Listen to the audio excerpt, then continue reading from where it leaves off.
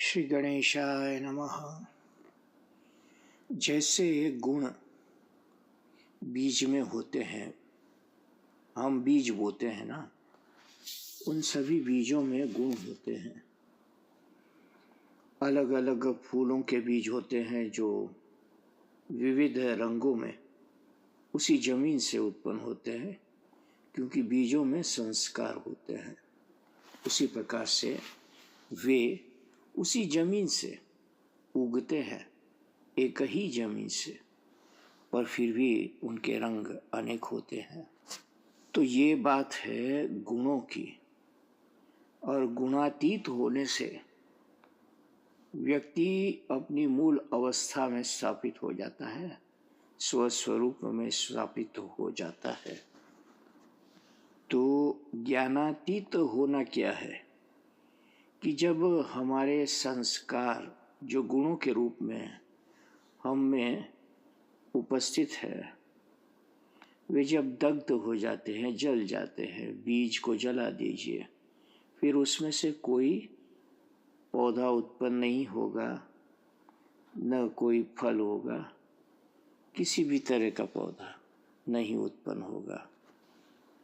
देखो, जो माटी, तो सब बीजों में माटी ही रहती है, और बीज के भेद से एक ही खेत में एक के साथ ही मेड़ पर आलू लगा देते हैं और गन्ने को नाले में लगा देते हैं, और लाल मिर्च के बीज उस पर छिड़क देते हैं माटी में।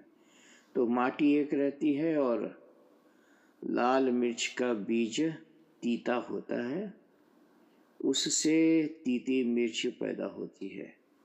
गन्ना से मीठा रस पैदा होता है, और आलू को चाहे मीठे में मिलाओ, चाहे खट्टे में, चाहे नमक में, सबके साथ मिलने को तैयार है।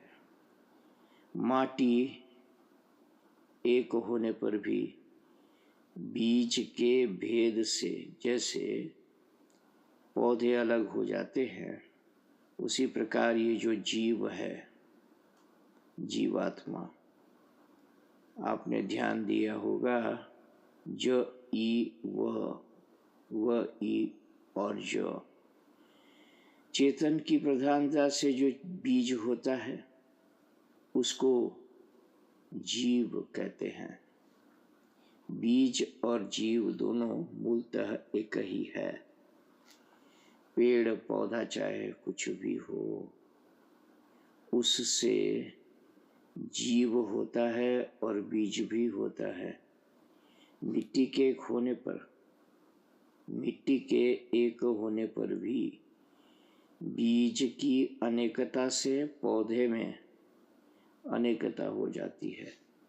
इसी प्रकार चेतन के एक होने पर भी कर्मरूप संस्कार की अनेकता के कारण जीव में अनेकता हो जाती है, और जब तक वो अपने को कर्ता भोक्ता मानता रहेगा, तब तक वो अलगाव बना रहेगा, और बाद में ब्रह्म ज्ञान से अपने को वो गुणों से मुक्त कर लेगा। तो 14वें अध्याय में बात आई है, नान्यम गुणेभ्यः कर्तारं यदा द्रष्टानुपश्यति गुणेभ्यश्च परम वेत्ति मद्भावं सोऽधिगच्छति। वो जीव परमात्मा हो जाएगा। कौन सा जीव? जो गुणों को अपने से अलग कर देगा और कर्ता भोक्तापन उनमें डाल देगा, और जो भक्ति करेगा वो भी माम च यो अव्यभिचारेण भक्ति योगेन सेवते सगुणान् समतीत्यैतान् ब्रह्म भूयाय कल्पते। दो उपाय बताए भगवान ने, या तो गुण और आत्मा का विवेक हो जाए तो आप गुणों के बंधन से, जन्म मृत्यु से छूट जाएंगे।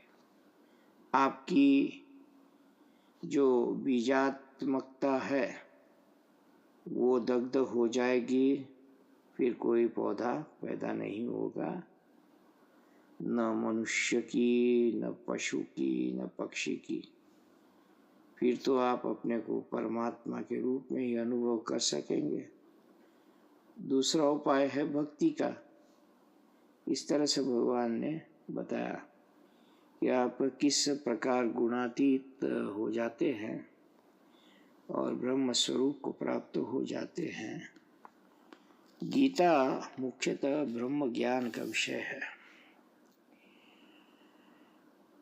ये जन्म मरण के चक्कर से छूटने के लिए और जीवन में फिर किसी संस्कार का वो हमारे पर परछाई न पड़े, और इसीलिए गुणातीत की बात समझाई गई है। और इन सारी गीता की जो ज्ञान की बात है, ये जीव को अपने स्वरूप से मिलाने के लिए है, ब्रह्म से मिलाने के, परमात्मा से मिलाने के लिए। इसलिए कहते हैं सुपनिषत्सु योग शास्त्रे सुपनिषत्सु ब्रह्म विद्याया। और व्यक्ति इस बात के ऊपर ध्यान दे कि 16वां, 17वां और 18वां अध्याय ये जो है गीता के साधन मार्ग के लिए उपयोगी, साधक के लिए उपयोगी है। यहाँ से आपको सारी वो युक्तियाँ, सारे वो रास्ते बताए गए हैं जो कि आपके जीवन में आपको धारण करना है। तो आप उस लायक बनते हैं कि आप गुणातीत हो सके, आप शरणागत बन सके, आप भक्ति को जाने, ज्ञान को जाने, कर्म को जाने। सभी एक ही है और एक दूसरे से बड़ी अच्छी तरह से जुड़े हुए हैं। तो भक्त बन जाता है ज्ञानी और कर्मयोगी, ज्ञानी बन जाता है कर्मयोगी और भक्त, और फिर शरणागत भी हो जाता है। इस तरह से गीता एक संपूर्ण शास्त्र है। और कभी कभी किसी एक श्लोक के द्वारा व्यक्ति इस पूर्ण भगवद गीता को जानता है, समझ लेता है और जीवन को गुणातीत बना सकता है। ये इस संदर्भ में आपको बता रहा हूँ। जय सिया राम, जय सद्गुरुदेव।